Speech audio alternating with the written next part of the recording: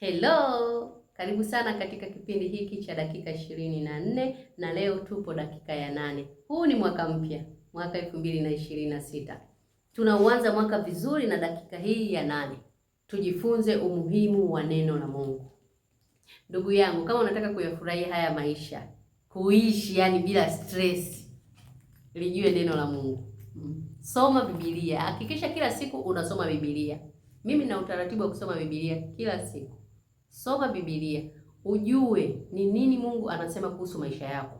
Na hii Biblia unavyoisoma, usisome tu kama vitabu vya hadithi. Yaani unasoma, nataka nijue hadithi ya Yona, kwa nini alimezwa na samaki. Nataka nijue hadithi za Musa alivyopiga maji sijui akatawanyika. Usisome kama vitabu vya hadithi. Hili neno ni hai na lina nguvu. Hili neno linaweza likabadilisha maisha yako, linaweza likabadilisha historia yako. Kwa hiyo unaposoma, kitu cha kwanza, muombe Roho Mtakatifu akupe ufahamu wa kulielewa neno unaposoma.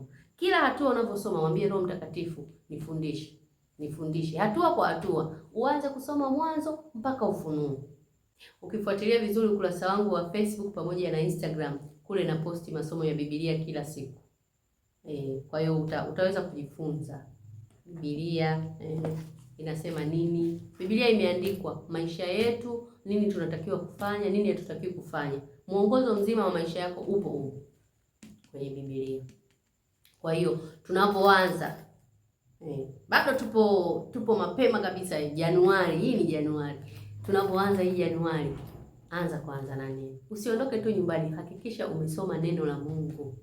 Neno la Mungu linabadilisha.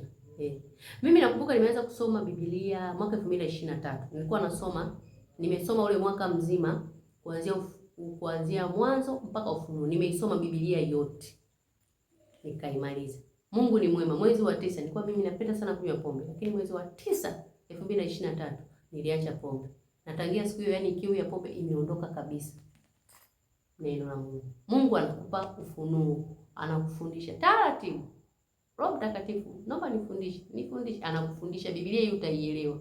Utaona tena ni mzigo. Na unapoanza safari ya kusoma Biblia, kuna roho fulani unasikia kama uvivu, usingizi, kupiga miayo. Omba Mungu akusaidie. Kuna siri nyingi sana ndani ya hii Biblia.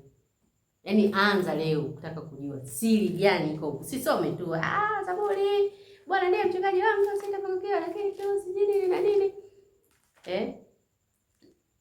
Ili neno unalitumia kama upanga, neno unalitumia kama silaha, neno unatumia kwa njia yoyote.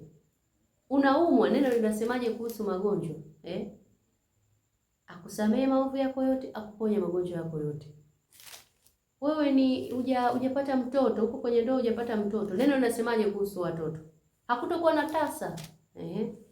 Neno linasemaje? Yaani kila tatizo ambalo unalipitia kuna neno ambalo la kusimamia, unalitumia hilo neno kwenda kinyume na hilo tatizo. Yaani kwamba wewe tatizo umekuja, lakini neno la Mungu linasema hivi na hivi na hivi. Unapolijua neno ni rahisi sana. Kwa hiyo maisha yetu yanarahisishwa namna hiyo kupitia neno la Mungu. Tusome neno la Mungu. Hakikisha unasoma neno la Mungu. Basi nikutakie siku njema. Tukutane tena siku nyingine kwa dakika ya 9. Naitwa Abia Tela Tela.